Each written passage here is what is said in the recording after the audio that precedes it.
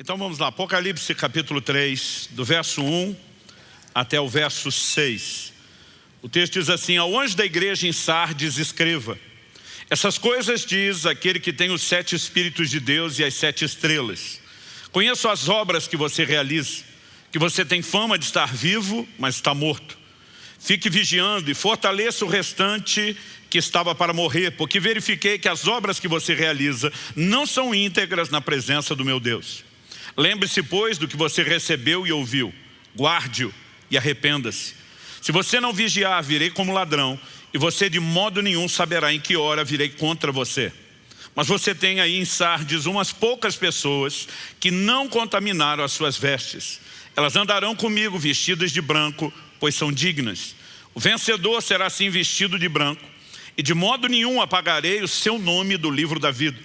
Pelo contrário, confessarei o seu nome diante de meu Pai e diante dos seus anjos. Quem tem ouvidos, ouça o que o Espírito diz às igrejas. Pai, nós suplicamos a orientação, a direção do Teu Espírito Santo. Reconhecemos nossa limitação, tanto em comunicar como em receber a Tua palavra, e te pedimos que o Senhor nos leve além dessa esfera meramente humana e natural de entendimento. Nós oramos que os olhos do entendimento de cada um sejam iluminados pela ação do Teu Espírito Santo, o Espírito da verdade. Nós te pedimos que o Senhor nos conduza, ó Deus, a mais do que um mero material de reflexão momentânea que cesse depois. Nós oramos que a Tua palavra seja recebida, nós oramos que haja correspondência, nós oramos que a Tua palavra produza os devidos frutos em nome de Jesus e para a glória de Deus. Amém.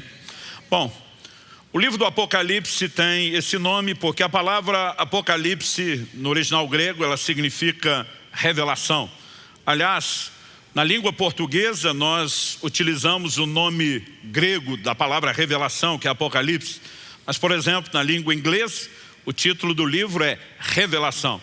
E quando você olha o verso 1 do capítulo 1, a Bíblia chama de revelação de Jesus Cristo, a qual Deus lhe deu para mostrar aos seus servos as coisas que em breve devem acontecer, e que ele, enviando seu anjo, deu a conhecer ao seu servo João.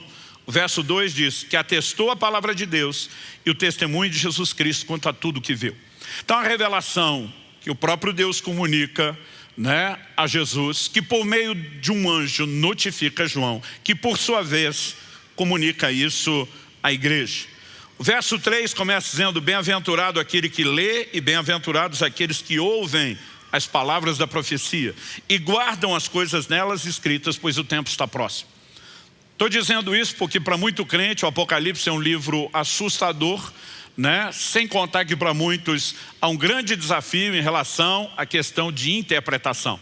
Mas antes de falar a respeito de juízo, quando João está identificando a mensagem que ele recebe da parte do Senhor e que ele tem para comunicar, ele fala no verso 11 que ele ouviu uma voz forte como de trombeta dizendo: escreva num livro o que você vê e mande-o às 7 igrejas: Éfeso, Esmina, Pérgamo, Tiatira, Sardes, Filadélfia e Laodiceia. Todas essas 7 igrejas eram igrejas da Ásia. Particularmente aqui, o texto que nós lemos do capítulo 3 é a mensagem dirigida à igreja de Sardes. Toda a mensagem do livro do Apocalipse é dirigida aos crentes de toda a época e de todos os lugares, quando falamos do livro como um todo. Mas nos capítulos 2 e 3 nós temos essas 7 cartas específicas dirigidas a igrejas locais. Só para contextualizar, imagine hoje o Senhor falando com 7 igrejas diferentes, cada uma vivendo uma história e um comportamento, e o Senhor de forma personalizada estava tratando com cada um deles. Mas obviamente tudo isso foi registrado porque o Senhor queria que nos alcançasse, e a Bíblia nos mostra que há bem-aventurança em tudo aquilo que nós podemos receber. No verso 19, Jesus diz para João: escreve as coisas que você viu, as que são e as que depois dessas hão de acontecer. O Apocalipse pode ser dividido basicamente nesses 3 aspectos: as coisas que viste, as que são e as que hão de acontecer. As coisas que viste, no capítulo 1, ele descreve a visão que ele teve e como ele recebe a mensagem do resto do livro. As coisas que são, ele se dirige a essas igrejas falando do que estava acontecendo naquele tempo, naquele momento. Mas o Senhor diz, e as coisas que hão de acontecer. A partir do capítulo 4, todo o tom do livro sinaliza os eventos finais e que hão de acontecer. Então, para contextualizar, quando estamos lendo o capítulo 3, do verso 1 a 6, como lemos, isso era a realidade da igreja de Sardes naqueles dias. No entanto, Deus queria que eu e você soubéssemos como Ele tratou com a igreja daqueles dias, daquela época. Por quê? Porque essas verdades, de alguma forma, também nos atingem. Basicamente, nós precisamos reconhecer que ao dirigir-se a um grupo que ele intitula como igreja, ele está falando de uma comunidade dos santos, dos salvos, daqueles que experimentaram a salvação em Jesus. Mas a advertência trazida a esse grupo me traz temor, porque ainda no verso 1, ele diz, conheço as obras que você realiza, que você tem fama de estar vivo, outra tradução diz, tem nome de que vives, mas está morto. Então o Senhor diz, vigie, ou fique vigiando, fortaleça o restante que está para morrer. Ou seja, a morte está se instalando, mas ainda não necrosou tudo. As coisas ainda podem piorar, como também podem melhorar, podem ser revertidas. Então ele está dizendo claramente, fortaleça o restante que estava para morrer. E diz, porque verifiquei que as obras que você realiza não são íntegras na presença de meu Deus. A partir dessa advertência, vem a mensagem de conserto. Lembre-se, pois, do que você recebeu e ouviu. Volte à essência do Evangelho, aquilo que te foi anunciado desde a origem. E ele, então, declara o seguinte, não apenas guarde aquilo, mas arrependa-se por conta de tudo aquilo que você ouviu e não está guardando. Junto com o chamado ao arrependimento, ele reforça a advertência. Se você não vigiar, virei como ladrão, e você de modo nenhum saberá em que hora virei contra você. Me assusta a declaração do verso 4. Mas você tem aí em Sardes umas poucas pessoas que não contaminaram suas vestes. Deus está dizendo, não é todo mundo que está avacalhando a vida cristã. Ainda existe um remanescente. Ainda existe gente me levando a sério. Depois de falar que apenas a menor parte o estava levando a sério, o Senhor ao mesmo tempo promete, elas andarão comigo vestidas de branco, pois são dignas. Então, vem uma mensagem que é dirigida a todas as 7 igrejas. O vencedor. Em outras traduções, ao que vencer. Eu e você precisamos entender e presumir a partir dessa declaração que não são todos os que se converteram que automaticamente terminarão bem. Mas o Senhor está dizendo, ao que vencer, o vencedor será assim vestido de branco e de modo nenhum apagarei o seu nome do livro da vida. Pelo contrário, confessarei seu nome diante de meu Pai e diante dos seus anjos. Quem tem ouvidos, ouça o que o Espírito diz às igrejas. Em outras palavras, Deus está dizendo, presta atenção, porque o assunto é sério, é delicado e não pode ser ignorado. Bom, uma vez que ele está se dirigindo à comunidade dos santos, dos salvos, do que já passaram por conversão, o que eu digo que me enche de temor é a declaração, se você me levar a sério, não contaminando as suas vestes, andando comigo vestido de branco, de forma alguma, eu vou apagar o seu nome do livro da vida. Porque ele faria uma promessa de não apagar o nome, se o nome não pudesse ser apagado. Sabe, eu desde criança fui exposto a um ambiente de ensino bíblico que tinha uma mensagem mais ou menos assim, uma vez salvo, sempre salvo. E até hoje eu vejo pessoas sinceras e não necessariamente mal intencionadas que têm apresentado um evangelho que em outras palavras se resume, não importa a forma como você vive. Se você garantiu a conversão, está tudo certo até o final. E essa não é a mensagem bíblica. O Senhor está dizendo, o que vencer, seu nome não será apagado. Então o que não vencer, vai acontecer o que com ele? Normalmente a gente usa Mateus 10:32, se você me confessar diante dos homens, eu vou te confessar diante do Pai. Como se fosse só a confissão da conversão. O Senhor está dizendo, me confessar é mesmo depois de convertido, preservar tudo aquilo que você ouviu desde o início. E se você não sustentar isso, eu não sustento minha confissão sobre você diante do Pai. Então nós temos uma mensagem clara de advertência que precisa dar o tom de seriedade, que é aquele que eu espero que seja com o qual você receba a palavra de hoje. O Senhor fala, você tem nome de que vive, tem fama de estar vivo, mas está morto. Vamos fazer uma breve recapitulação doutrinária do que é que aconteceu conosco quando nós nos convertemos. Efésios capítulo 2, verso 1 diz assim: Ele lhes deu vida quando vocês estavam mortos em suas transgressões e pecados. O que acontece na conversão? A gente sai de um estado de morte espiritual e a gente é vivificado. Nos versos 4 a 6 de Efésios 2, a Escritura continua e pontua: mas Deus, sendo rico em misericórdia, por causa do seu grande amor com que nos amou, estando nós mortos em nossas transgressões, nos deu vida juntamente com Cristo. Pela graça vocês são salvos. E juntamente com Ele nos ressuscitou, e com Ele nos fez assentar nas regiões celestiais em Cristo Jesus. Ele nos deu vida, Ele nos ressuscitou, porque a nossa condição antes da conversão era de morte espiritual. O que Ele proporcionou? Vida. A partir do momento que eu e você saímos da morte do pecado e entramos na vida em Cristo, nós não podemos presumir que esse estado de vida seja inalterável. Ele está dizendo para a gente que saiu daquela morte espiritual: você tem nome de que vive, tem fama de estar vivo, mas está morto. Ele diz: o processo de necrosação já começou. Dá para interromper, dá para reverter, mas a morte pode voltar a se instalar. Mas que houve essa regeneração, indiscutível. Lucas 15, 24, quando Jesus se refere ao filho pródigo, a frase usada naquela parábola é: ele estava morto e reviveu. Essa foi a condição do que eu e você passamos espiritualmente. Agora, há um paradoxo na vida cristã. Ele nos tira da morte do pecado para um lugar de vida espiritual. Mas agora que Ele nos vivificou, Ele nos chama para morrer. A mensagem que poderia ser apresentada como cerne da obra de santificação do Evangelho diz respeito à mortificação.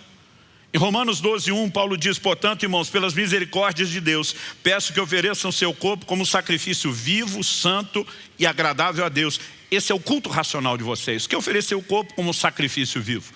Eu tenho repetido isso aqui: sacrifício vivo é um paradoxo, porque sacrificar é matar. Como é que o sacrifício é vivo? Paulo mata ou não mata? Paulo está dizendo mata, mas não é literal o seu corpo. O que é que eu mato? Em Colossenses 3,5, a Escritura diz: portanto, façam morrer tudo que pertence à natureza terrena. Ele está dizendo: mata o que está dentro do corpo, sua carnalidade, não o corpo.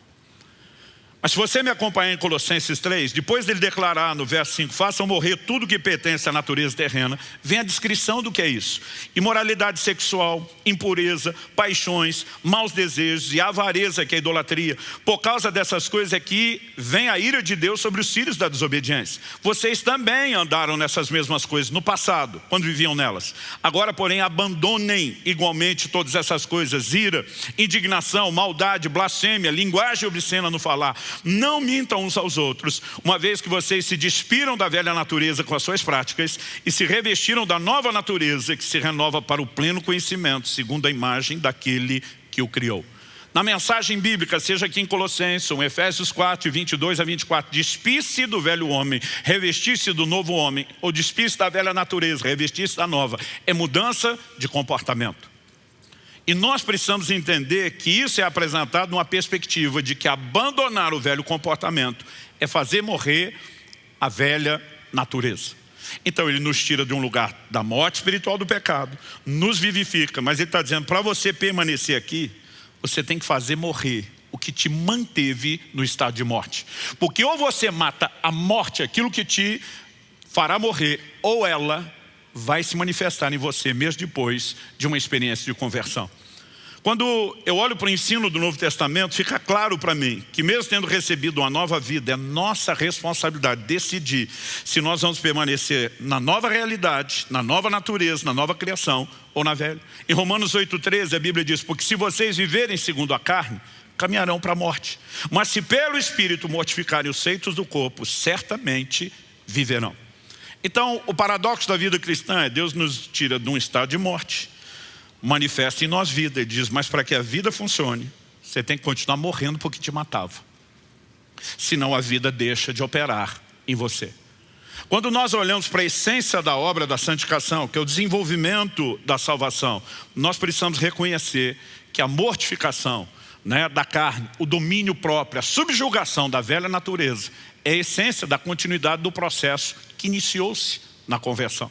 E quando a gente olha por essa perspectiva, algo que nós precisamos entender, eu quero usar aqui a declaração de um camarada chamado Richard Sibes, e diz: o cristão é uma pessoa estranha. Ele está tanto morto como vivo.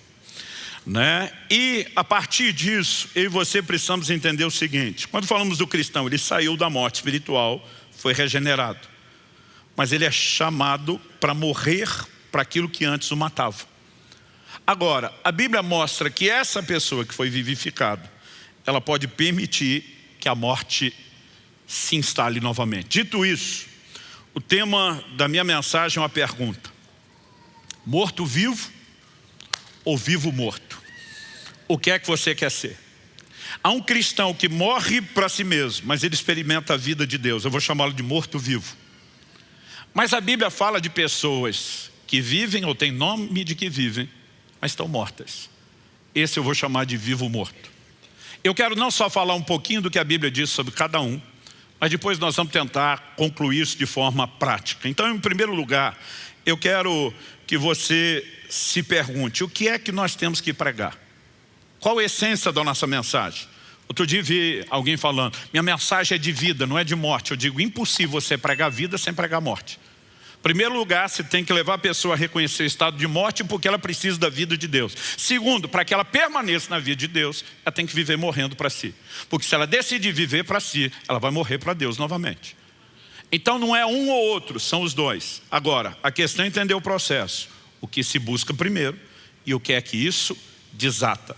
Então eu gosto de dizer que eu prego morte para levar a vida. Enquanto eu vejo, infelizmente, alguns por aí pregando um tipo de vida que está levando muitos à morte. Vamos pontuar as coisas com clareza. Quando falamos do morto-vivo, aquele que escolhe morrer para viver, algumas verdades não podem ser ignoradas, dizem respeito à essência do evangelho apresentado por Jesus. No evangelho de Marcos, no capítulo 8, o Senhor Jesus, no verso 34, diz: então, convocando a multidão e juntamente seus discípulos, Jesus lhes disse: se alguém quer vir após mim, negue-se a si mesmo, tome a sua cruz e siga-me. Bom, negar-se a si mesmo não é uma frase difícil de entender. Mas o que significa tome a sua cruz e siga-me? Ao longo de toda a minha caminhada cristã, eu tenho visto os cristãos a todo tipo de interpretação para tomar a cruz. Para alguns, tomar a cruz é ter que lidar com algum problema. E já vi gente, ainda num tom de humor, me apresentando a sogra, dizendo: pastor, eis aqui minha cruz. Né? Como se de alguma forma a gente pudesse falar que a cruz é algo circunstancial. Para que você entenda o que Jesus falou, você precisa da lente cultural daqueles dias. Jesus morreu numa cruz, porque a crucificação era uma das formas mais comuns de execução praticadas pelo Império Romano. Agora, antes de ser crucificado, a Bíblia diz que Jesus foi obrigado a carregar a sua cruz. Por conta de todo o sofrimento e tortura que lhe foi infligido, ele não conseguiu levar a cruz o caminho todo. E a Bíblia diz que obrigaram certo Simão Cirineu a carregá-lo. Mas por que é que os romanos impunham essa rota da vergonha, do camarada carregar a cruz antes da crucificação? Era uma maneira de admitir publicamente: minha vida está sentenciada, né? Ela terminou, eu estou sendo condenado à morte. Normalmente eram os criminosos que faziam isso. Então carregar a cruz significava admitir publicamente a sentença de morte. Talvez essa mensagem, tome a sua cruz e siga-me, poderia ser entendida em alguns estados dos Estados Unidos, na América do Norte, como: tome a sua cadeira elétrica e siga-me. Tome a sua injeção letal e siga-me. No entanto, não era apenas carregar o meio através do qual se morreria, mas era admitir publicamente que se estava sentenciado à morte. Ou seja, eu e você saímos no estado de morte espiritual do pecado, vivificados por Cristo, com um chamado claro: morrer para nós mesmos. Não existe um evangelho que exclua a cruz de Cristo, que deve ser aplicado em nossas vidas. Eu tenho visto gente dizer: não, Jesus já morreu para que nós não morramos. Eu digo: não é bem desse jeito. Ele sofreu uma condenação que você não precisa sofrer. Mas segundo os Coríntios 5,14, fala com clareza: o amor de Cristo nos constrange, julgando nós isso: se um morreu, logo todos morreram. E os que agora vivem, por causa da morte dele, não devem mais viver para si mesmos, mas para aquele que por eles morreu e ressuscitou. Então Jesus está dizendo: você tem que negar-se a si mesmo. Ou seja, não existe um evangelho onde você simplesmente vive para você da forma como você quer. Se não há autonegação, se não há cruz, não é o evangelho. Mas olha o que Jesus diz na sequência, é isso que me deixa um pouquinho mais preocupado quando nós não entendemos isso e queremos viver de forma contrária. E diz, pois quem quiser salvar a sua vida, perderá. E quem perder a vida por minha causa e por causa do Evangelho, esse a salvará. Honestamente, eu levei tempo para entender esse versículo. Ele me parecia uma contradição. Porque a gente pensa em perder e salvar a vida sempre no sentido espiritual. Aí eu imaginava Jesus dizendo, peraí, quem quer salvar a sua vida, vai buscar salvação, perde. E que quem quer perder, está esculhambando, esse salva. Eu dizia, tem alguma coisa errada. Mas Jesus não está falando de perder ou salvar no sentido espiritual. Ele acabou de falar sobre você negar-se a si mesmo, tomar a cruz, admitir morte. Aí ele está dizendo, quem quer salvar a sua vida, quem quer escapar da cruz, quem quer fugir de um evangelho que significa autonegação, morte para si mesmo, vai dar ruim, ele no final é que vai acabar perdendo. Mas aquele que se dispõe a perder e aceita a cruz, esse vai salvar, porque é aqui que a vida de Deus se manifesta. Quem está entendendo? Jesus fala a mesma coisa usando uma outra ilustração em João no capítulo 12, verso 24. É o princípio de que a vida brota da morte. Em João 12, 24, Jesus diz, em verdade eu lhes digo, se o grão de trigo caindo na terra não morrer, fica ele só. Mas se morrer, produz muito fruto. O que Jesus está falando aqui, Paulo explica em 1 Coríntios 15, 36, ele diz, o que você semeia não nasce primeiro, não morrer. É vida que nasce da morte. Mas depois de Jesus falar que se o grão de trigo não morrer, fica só, mas se morrer é que vem a manifestação da vida, ele diz no verso 25 de João 12, quem ama a sua vida, perde-a. Mas aquele que odeia ou aborrece sua vida nesse mundo, irá preservá-la para a vida eterna. Aqui Jesus está falando a mesma coisa do Evangelho de Marcos. Mas ele fala, a disposição de perder aqui, garante ganhar por toda a eternidade. Ou seja, ele está falando sobre a vida que nasce da morte. Ele diz, se tentar salvar e não quiser morrer, vai perder. Mas se dispuser a morrer, vai salvar, vai ganhar com isso. E esse foi o Evangelho apresentado e proposto por Nosso Senhor. Essa foi a mensagem que os apóstolos nos pregaram. Em Gálatas, no capítulo 2, nos versos 19 e 20, nós vemos Paulo dizendo, porque eu, mediante a própria lei, morri para a lei, a fim de viver para Deus. Estou crucificado com Cristo. Logo já não sou eu quem vive, mas Cristo vive em mim. E esse viver que agora tenho na carne, vivo pela fé no Filho de Deus, que me amou e se entregou por mim. Estou crucificado com Cristo. E diz aquilo que Cristo falou sobre tomar a cruz. E diz, eu admiti isso. Eu decidi viver isso. Ele não está falando apenas da identificação na obra realizada, mas ele fala sobre um estilo de vida. A forma como agora vamos viver o Evangelho significa que eu e você precisamos não só nos apropriar de uma morte substitutiva que nos poupa de morrer, mas que nos permite morrer com Ele. Não no sentido da morte espiritual que nós merecíamos, mas justamente morrer para aquilo que nos matava, para preservar a vida que Ele tem nos oferecido. Quem está entendendo? Quando olhamos para a Escritura, o princípio de morrer para viver é muito claro. Quando eu considero esse paradoxo, olha o que Paulo diz em 2 Coríntios 4, de 10 a 11, que é o paradoxo do morrer e o viver. Ele diz assim, levamos sempre no corpo o morrer de Jesus, para que também a vida dele se manifeste em nosso corpo.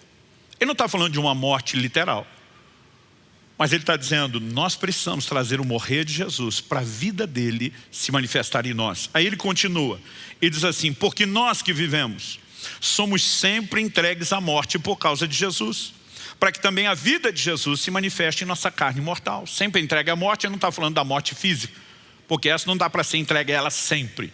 Agora, se existe um morrer diário para a nossa carne, para nós mesmos, ele diz, nós estamos sempre entregues a isso. Com qual propósito? Para que a vida de Jesus se manifeste em nós.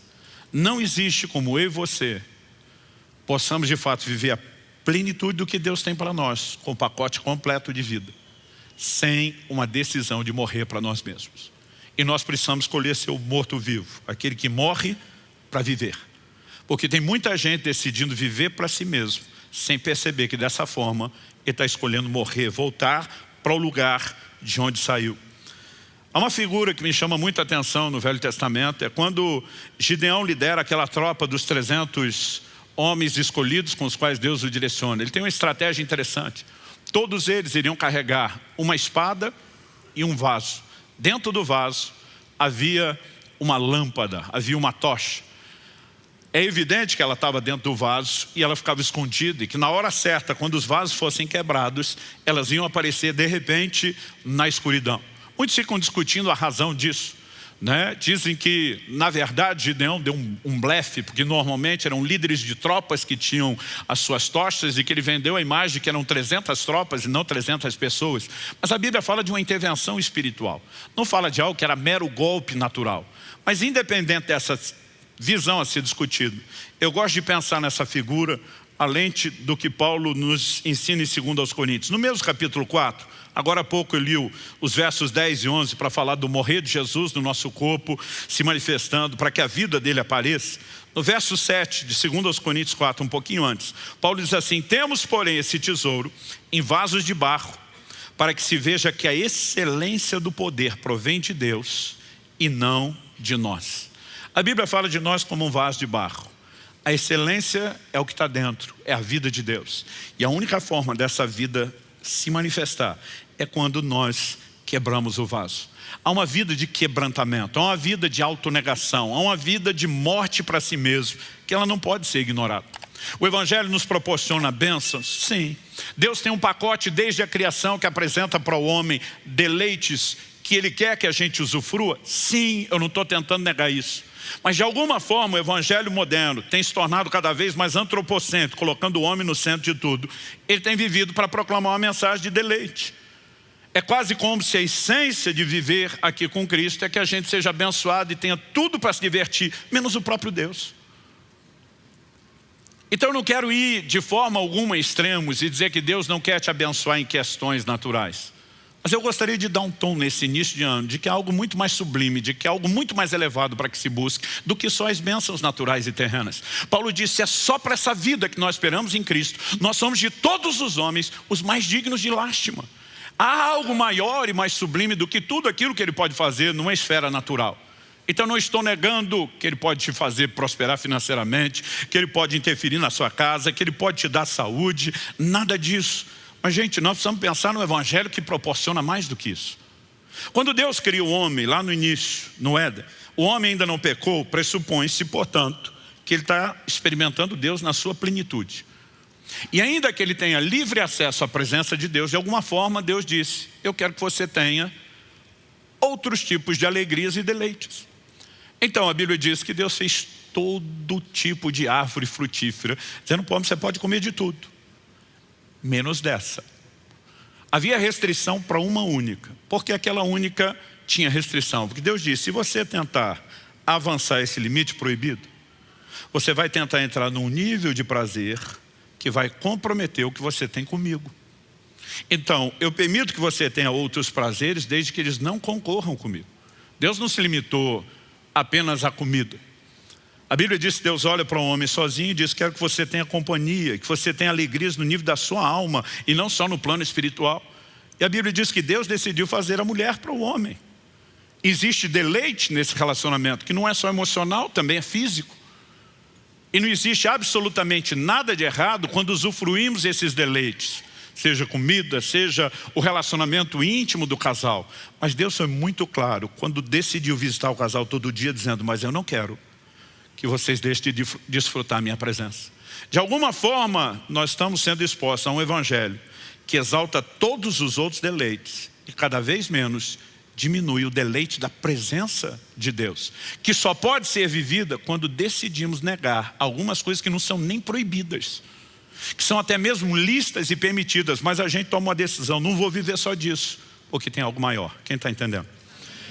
Bom, dito isso, eu quero falar daqueles que estão não no quadro do morto-vivo, mas estão vivendo como vivo-morto. Quando o Senhor diz: você tem nome de que vive, mas está morto, Ele está dizendo: dá para fazer pose, dá para ter um comportamento como se você fosse um crente sadio, sem na verdade ser. E quando Deus fala a respeito desse comportamento na vida desse povo da igreja de Sardes, algumas coisas que nós precisamos reconhecer. Verifiquei que as obras que você realiza não são íntegras na presença de meu Deus. E diz: lembra do que você recebeu, ouviu e guarde. Significa que eles não estavam guardando aquilo que tinham ouvido desde o início.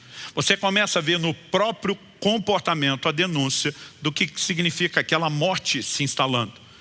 Ele diz, se você não vigiar, eu venho contra você. E aí quando ele diz, principalmente no verso 5, de algumas poucas pessoas que não contaminaram as suas vestes, pressupõe-se que a maior parte das pessoas da igreja já estavam vivendo o evangelho comprometido. Já haviam se contaminado. Então nós precisamos entender que de alguma forma essas pessoas que têm nome de que vivem, mas estão mortas, são pessoas que começaram a comprometer os valores do evangelho e voltar às práticas pecaminosas que geram morte. Então, apesar de não ter comprometido completamente seu estado, já estavam no estado onde a necrose estava avançando, progredindo. Quando eu olho para o Novo Testamento, eu percebo algumas advertências. E honestamente eu acho que isso não tem sido enfatizado o tanto quanto deveria. Né? Cada vez menos nós ouvimos mensagens sobre quebrantamento, sobre autonegação, sobre morrer para si mesmo. Quase que o tempo todo o encorajamento é apenas Deus quer que você seja feliz, como se felicidade se resumisse mera e exclusivamente a questões terrenas. Salmo 16:11 diz, na tua presença a plenitude de alegria, a tua destra delícias perpetuamente. Há algo na presença de Deus que bênção nenhuma, mesmo do próprio Deus, vai estar equiparada. Deus está dizendo, eu não tenho problema que você tenha isso, mas nunca perca aquilo que é mais elevado, nunca perca aquilo que é mais sublime, nunca perca aquilo que de fato te preenche e te realiza.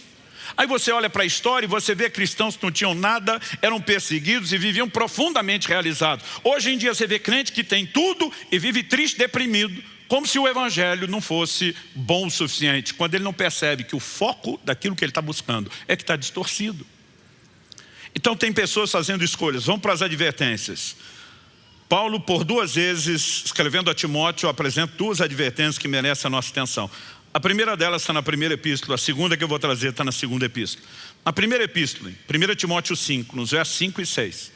O contexto, ele está falando das viúvas, quais deveriam ser sustentadas pela igreja. Ele está dizendo aquelas que não tinham arrimo de família deveriam ser acolhidas, mas que as que tinham, as famílias deveriam sustentar. É uma orientação pastoral prática. Mas no meio disso vem um comentário. Paulo diz assim, aquela que é viúva de fato, não tem arrimo de família, e diz, não tem ninguém para cuidar dela, espera em Deus e persevera em súplicas e orações noite e dia. E diz, o comportamento de alguém que está vivendo na dependência de Deus persevera em orações e súplicas noite e dia. Agora olha o que ele diz. Entretanto, a que se entrega aos prazeres, mesmo viva, está morta. Ele simplesmente vai dizer, olha, presta atenção na que está se entregando a Deus e na que não. Na hora de você fazer a lista de quem a igreja vai cuidar. Mas ele não chama atenção para algo que normalmente a gente não para perceber. Ele fala de uma pessoa que persevera na oração e na súplica, noite e dia, em plena dependência de Deus, porque não tem nada para extrair na dimensão natural de ninguém. Aqui não é nem mais a questão de prazeres, é de sobrevivência. Mas a Bíblia fala de uma outra que se entrega aos prazeres em vez de buscar Deus. E diz, essa mesmo viva, vida biológica, está morta espiritualmente. Ele está falando de gente dentro da igreja.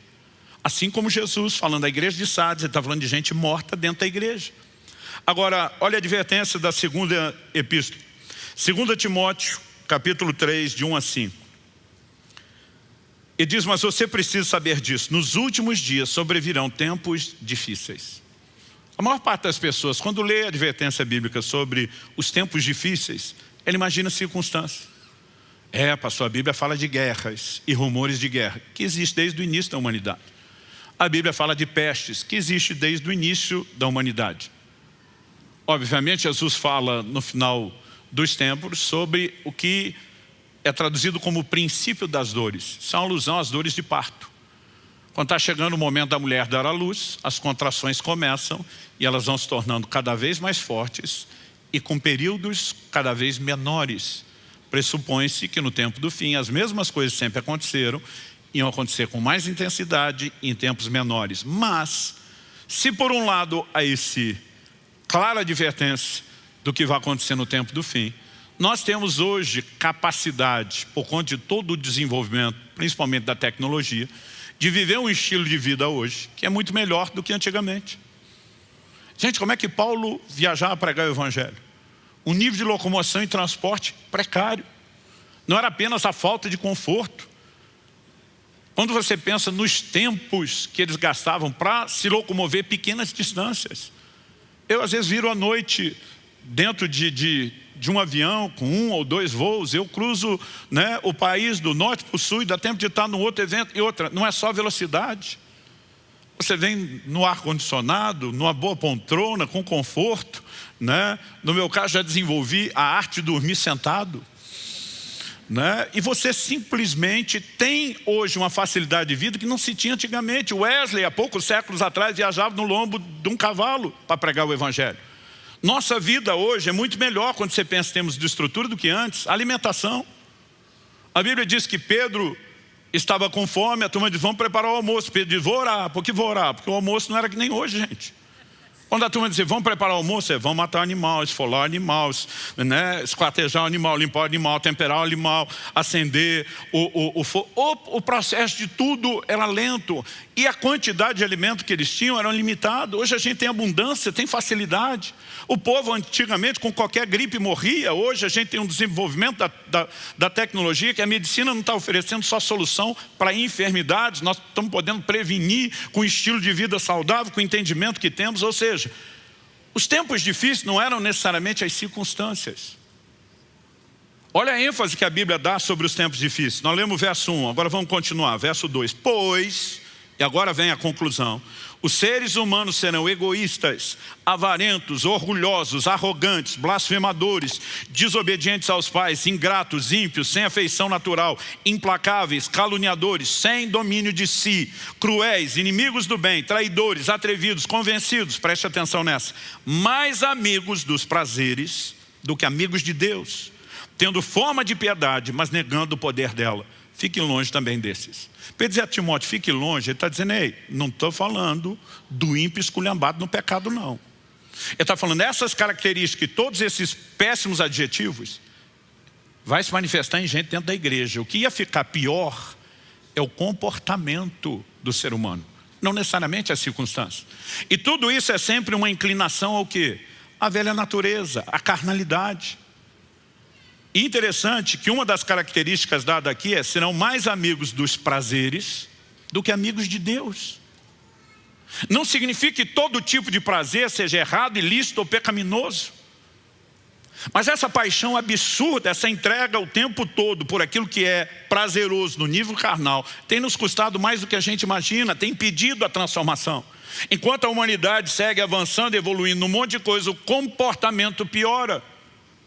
Alguns dizem, não, os bárbaros de antigamente não tinham educação. Nós temos como nunca houve, o comportamento humano segue piorando. Porque o que o homem precisa para viver transformação é morrer para si e viver para Deus. Mas quando o evangelho começa a manter só a aparência de piedade, vamos ter cara de crente, linguajar de crente, mas nega a essência da piedade, que é a morte para si mesmo, a tragédia está estabelecida. Agora, quando você pensa a frase, mais amigos dos prazeres do que de Deus, eu repito o que eu falei antes, Deus não está em momento algum dizendo que nós não podemos ter prazeres. O problema é que quando a pessoa quer estar mais para cá do que para lá. Mais amigos dos prazeres do que de Deus. Então o camarada consegue passar horas maratonando seriado. Mas não é importante tirar horas de oração. Ele consegue passar horas se divertindo, mas não consegue gastar horas na palavra de Deus. É importante unir e festejar, e gente, vai chegando o fim do ano, a gente tem desculpa comer, comer, comer e comer cada vez mais. Mas a arte bíblica do jejum vem se tornando cada vez mais ignorada e esquecida. Porque nós estamos hoje obcecados por todo tipo de prazer, mas muito pouco obcecados por Deus. E sem o entendimento de que para entrar nesse lugar mais profundo, a necessidade de que você morra não só para aquilo que te mantinha totalmente morto no pecado, mas até para prazeres lícitos. Por exemplo, o apóstolo Paulo escreve em 1 Coríntios 7, ele começa nos primeiros versículos dizendo que o casal cristão deve manter uma vida de intimidade física regular, frequente. Eu sempre brinco que ele está dizendo que tem que ter avivamento nessa área também. Mas quando chega o verso 5, ele diz assim, não vos priveis um ao outro. Não se neguem em relação à intimidade. Ele diz, a não ser. Aí vem a única exceção. Ele diz, por mútuo consentimento, por um pequeno período de tempo, para vos dedicardes à oração. Ele não está dizendo que para o casal cristão orar não pode ter intimidade. Mas quando ele fala de dedicar, ele está falando, se você quer mergulhar num lugar profundo da oração, às vezes você precisa dar uma pausa nos outros deleites, porque eles te desligam. Em agosto do ano passado, eu estava num desses períodos de jejuns prolongados que eu tenho decidido a manter frequente na minha vida. E um homem de Deus, eu diria que é um dos gigantes espirituais da nossa nação. A gente estava num evento junto, e como eram alguns dias juntos, eu não conseguia esconder dele que estava jejuando. Quando nos mandaram buscar no aeroporto, ele nos chamou para o almoço, falei, olha, eu posso sentar, mas não estou comendo hoje. Não, então deixa quieto, vai para o hotel. À noite nós comemos. Eu falei, olha, à noite eu também não vou estar comendo. Ele falou, então depois a gente combina. Aí estávamos no evento à noite, ele falou, amanhã vamos tomar o café da manhã juntos. Eu falei, olha, eu sento com vocês, mas eu ainda não estou comendo. Ele olhou para mim e falou, você vai comer quando? Eu falei, olha, na verdade nós não vamos comer. Eu posso sentar, posso conversar com vocês. Ele falou, então pelo jeito você está num jejum prolongado. Eu falei, estou. Ele falou, não quero ser invasivo. Quantos dias você já está? Eu falei, bastante. Ele falou, quanto tempo vai? Eu falei, vai longe. Eu vou subir, eu preciso te fazer uma pergunta. Ele falou, não quero ser invasivo. Ele falou, tenta me dizer, porque ele falou, você talvez seja, e ele é bem relacionado, ele falou, você talvez seja uma das pessoas que eu conheço que mais jejua. O que é que tem te atraído tanto a esse lugar? Eu falei, pastor, se o senhor me perguntasse isso aos 18 anos de idade, minha resposta seria, eu quero poder, eu quero sobrenatural, eu quero ativar os milagres. Hoje, a minha resposta é outra. Eu falei, para explicá-la, eu vou te dar uma volta. Eu falei, algo interessante que acontece no jejum é a forma como o seu paladar vai ficando acurado pela própria limpeza, desintoxicação que o organismo passa. Então, por exemplo, quando você volta do jejum, ou mesmo se você provar alguma coisa no jejum, né, café, por exemplo. Café sem açúcar, ele vai ficando doce. E a sensação que eu tenho é que mesmo o expresso sem nada de açúcar, ele é doce a ponto de ficar enjoativo. Aí eu falei para ele, isso é algo comum quando o seu corpo está passando por toda essa limpeza e desintoxicação, né? Então você volta de um jejum, as frutas são exageradamente doces. Mas de repente você olha um camarada jogando leite condensado na salada de fruta e dá vontade de voar no pescoço dele e gritar, ei, isso já é doce. Só que ele não sente mais o doce daquilo. Porque o consumo regular dele de açúcar deixou ele tão intoxicado e comprometido que ele não percebe. Então ele precisa de uma outra coisa, porque o que está lá não está mais sendo percebido. Eu falei, esse é o exemplo do natural. Espiritualmente, a sensação que eu tenho, que quanto mais a gente jejua, a gente se desintoxica dessas porcarias. E a gente começa a perceber a doçura, os deleites espirituais de uma forma como normalmente nós não percebemos.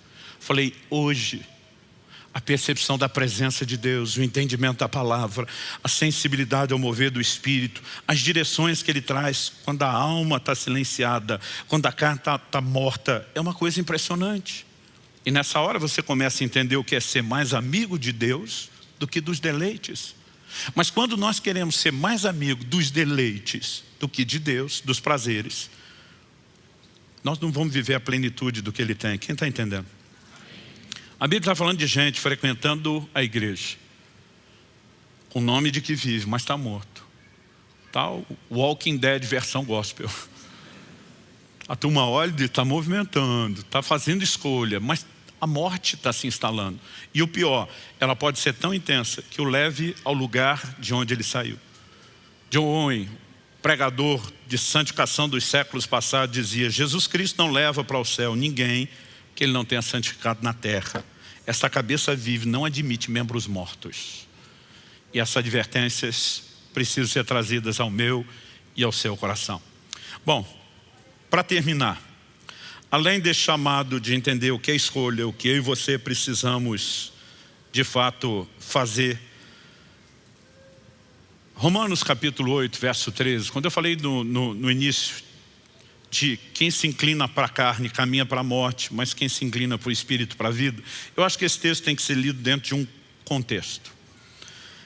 Eu já apresentei a visão do que é morrer para viver, que é o morto-vivo, do que é viver como morto, que é o vivo-morto. Mas de forma prática, o que é que eu e você precisamos fazer? Jesus fala de alguém que estava morto e reviveu. Então, a condição de quem não se converteu é de morte espiritual. Para quem sequer experimentou a vida, o que essa pessoa precisa? Efésios 2,8 diz, pela graça sois salvos mediante a fé. Isso não vem de vós, é um dom de Deus, não vem das obras para que ninguém se glorie. E nós começamos a pregar um evangelho que salva. Mas muitas vezes nós só falamos da fé. Jesus dizia, arrependei-vos e crede no evangelho. Ele mandou que seus apóstolos pregassem o arrependimento e a fé. Então nós sabemos que essa pessoa precisa de arrependimento e fé. Agora, o que acontece com alguém que saiu daqui, foi vivificado, mas depois de vivificado, começou a necrosar. O seu comportamento passou a reproduzir o estilo de vida de antes. A morte começou a prevalecer e impedi-lo de provar dessa vida. Essa pessoa precisa de restauração. E há níveis onde isso pode acontecer. Para aquela igreja ele está dizendo, olha, consolida o que estava para morrer. Diz, você não morreu por completo. A necrose está avançando, está progredindo. Você pode não só fazer pará-la de avançar, mas você pode reverter o quadro. Como? Ele diz, arrependa-se. Mas há pessoas que voltaram exatamente ao lugar que saíram. Por exemplo, no livro de Tiago, no capítulo 5, nos versos 19 e 20, a Bíblia diz, meus irmãos, se alguém entre vocês se desviar da verdade, aí diz assim, e alguém o converter, saibam que aquele que converte o pecador do seu caminho errado, salvará da morte a alma dele e cobrirá uma multidão de pecados. Então a Bíblia diz, alguém desviou da verdade, saiu da morte espiritual, veio para a vida. Mas em algum momento ele deixou de andar na verdade que propõe a autonegação. E ele se desviou, ele voltou para a morte. Ele ainda pode ser salvo, como foi salvo na primeira vez. A Bíblia diz, se alguém o converter, então esse desviado precisa de uma conversão igual a que aconteceu na primeira vez. Nós precisamos entender que é a única forma dele escapar da morte. Agora, não importa o quadro da pessoa, se é alguém que nunca converteu e precisa de conversão, se é alguém que converteu e precisa só de uma restauração, ou se é alguém que precisa de uma reconciliação, aquele nível de reconversão. Todo posicionamento que possa trazer vida, ele começa com arrependimento. A palavra arrependimento, no original grego, metanoia, ela significa mudança de mente, de atitude, de pensamento. Por exemplo, a gente citou o filho pródigo que Jesus disse estava morto e reviveu. Está em Lucas 15, 24. Mas no verso 17, a Bíblia diz que o processo inicia quando? A Bíblia diz que ele caiu em si. Para dizer que ele caiu em si, significa que toda a bobagem que ele fez antes, ele estava fora de si. Assim como Pedro, quando negou Jesus, e a Bíblia diz o galo canta, ele lembra a advertência de Jesus. A Bíblia diz que Pedro, caindo em si, chorou amargamente. Significa que ele estava fora de si. É por isso que estava negando o Senhor. Então nós precisamos de uma consciência, reconhecer o nosso estado, então decidir mudar. Eu preciso da mudança, que sozinho eu não vivo, mas que me submetendo a Deus eu posso viver. Não há morte que prevaleça quando eu e você nos inclinamos à vida que Deus disponibiliza. Em Ezequiel 37, a nação está vivendo o pior período da apostasia da sua história. Eles estão dizendo, acabou-se a nossa esperança. É nessa hora que Deus dá uma visão para o profeta Ezequiel. Tem uma mensagem sólida de esperança para comunicar à nação. Deus mostra um vale de ossos secos. Não era só um cemitério. Aqueles ossos estavam todos misturados, espalhados, sequíssimos. Aí Deus pergunta para o profeta, podem esses ossos voltar a viver? E o profeta gentilmente diz para Deus, tu sabes. Tipo assim, me arrisco a falar nada. O Senhor sabe tudo, eu não sei de nada. Mas o que ele está dizendo nas entrelinhas, não boto fé nisso não. Não boto minha mão no fogo por isso. Só como é que isso vai voltar a viver? Mas aí Deus começa a dizer para eles, profetiza sobre os ossos. Começa a dizer, vento que vem dos quatro cantos, sopra sobre esses ossos. E aí nós temos uma cena linda, extraordinária, de como aqueles ossos passam por um processo. Interessante esse processo, eu acho que ele nos ensina muito.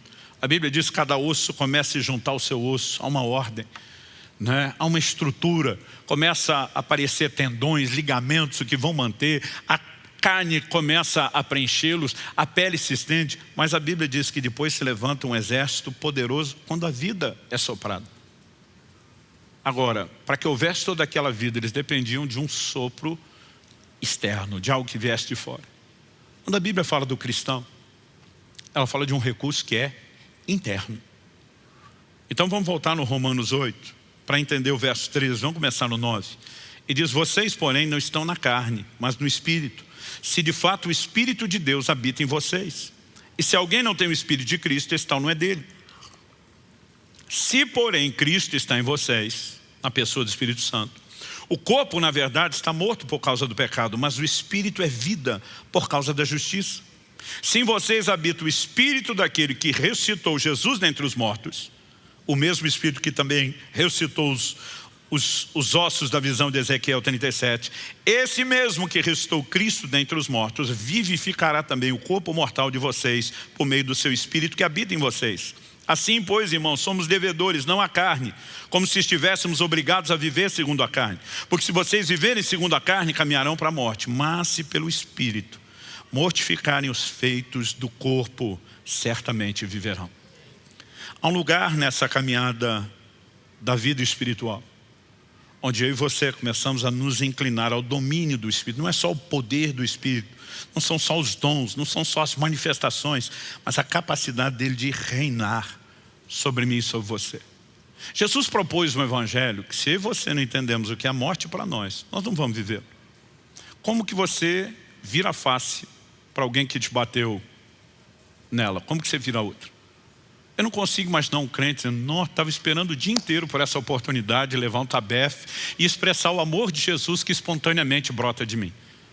Naquele momento você tem que decidir morrer para você. Quando Jesus disse, se obrigar a caminhar uma milha, vá a segunda. Você decide morrer para você. E disse, se alguém quiser tomar a sua capa, entrega junto à túnica. Imagina que a capa é o casaco. Eles só estão querendo levar a parte de cima, entrega o resto. Como que nós vamos viver o evangelho de perdão que Jesus nos ensinou sem morte para nós mesmos? É justamente por não viver esse evangelho onde morre para si, mas buscar só o prazer, que a maioria dos crentes está, que diz, não consigo viver isso. E sabe o que é o pior? Eles acham que viver isso é perda. Então eles ficam tentando se salvar. Não, eu tenho que viver um misto de evangelho, que dê para eu curtir Deus e as coisinhas, sem perder todos esses prazeres. Mas Jesus está dizendo, criatura, entenda que se você não quiser perder, você nunca vai salvar, você nunca vai ganhar. E diz, mas se você dispuser a perder, você vai ganhar. O que você precisamos entender é que santidade é não a carne, não é perda, é ganho. O que você precisamos entender é que entrar no lugar de perda não é perda, é ganho. Na cabeça de alguns crentes, perdoar é perder.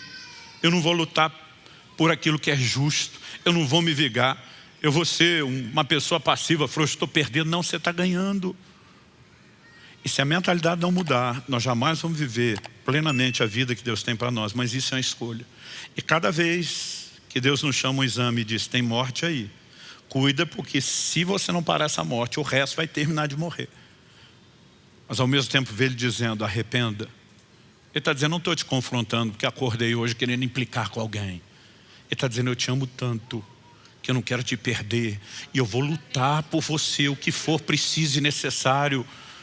Basicamente ele está dizendo, eu não morri para você viver meio evangelho, um evangelho meia boca. Eu me entreguei para que você vivesse o pacote completo. Então você precisa entender a resposta completa para viver as consequências plenas que o evangelho pode proporcionar. Então ele está dizendo, se você está se perdendo, arrependa, arrependa. E decida viver da forma correta. Pastor, eu acho que o necrosé inteiro. Se converta novamente e volte-se ao Senhor.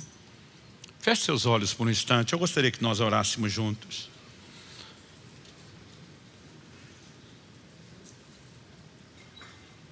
Thomas Manton diz, cristãos mortificados são a glória de Cristo. A mensagem da mortificação precisa ser resgatada. Mas eu e você precisamos entender que se busca dia a dia um lugar de rendição, de entrega, da prática das disciplinas espirituais, onde a gente começa a sabotar a própria carne e dizer: você não vai ter tudo o que quer. Você vai ter aquilo que é lícito, nas devidas doses, sem que você me faça tornar-me mais amigo dos deleites, dos prazeres do que de Deus. Há uma escolha a ser feita. Essa escolha requer posicionamento, requer decisão. Talvez nessa manhã, ao examinar, se diga: pastor, eu não estou vendo sinais de morte na minha vida. Que pelo menos fique a advertência de que a qualquer hora, se você não cuidar, ela pode começar a se instalar novamente. Mas se você quer ser confessado diante do Pai, se você quer um nome que não seja apagado, você tem que escolher viver vestido de branco. Você tem que escolher não se entregar às impurezas. Você tem que escolher valorizar os verdadeiros deleites que vêm da intimidade com Deus, da comunhão com Deus. Não há nada, nada, nada nesse mundo que se compare a esse lugar.